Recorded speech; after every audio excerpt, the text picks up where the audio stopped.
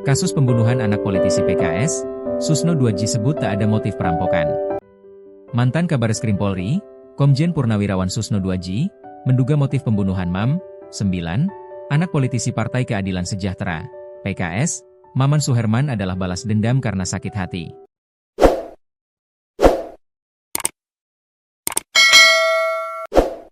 Alasan Susno mengatakan demikian karena sebelumnya tidak ada barang yang hilang di rumah mewah politisi PKS tersebut setelah kejadian pembunuhan MAM. Barang-barang berharga masih lengkap, tidak ada yang hilang, kata Kasih Humas Polres Cilegon AKP Sigit Dermawan. Kapolsek Cilegon, Kompol Firman Hamid, juga menambahkan bahwa sejumlah ponsel milik keluarga korban masih berada di rumah dan tidak disentuh pelaku. Atas hal tersebut, Susno pun menduga motif pelaku menghabisi nyawa MAM karena ingin membuat keluarga korban tersakiti atas kematian anaknya.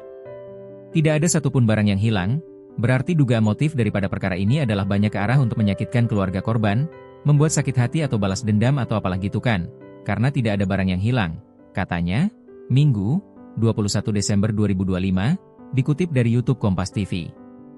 Sementara dari pihak kepolisian hingga kini belum memberikan keterangan terkait motif pelaku menghabisi nyawa korban karena masih mendalami kasus. Motifnya masih dalam pendalaman. Kami belum bisa menyimpulkan apakah ini murni pembunuhan atau ada motif lain, kata AKP Sigit Dermawan. Hingga kini, belum ada tersangka yang ditetapkan, tetapi polisi mengklaim telah memperoleh titik terang terkait sosok terduga pelaku pembunuhan.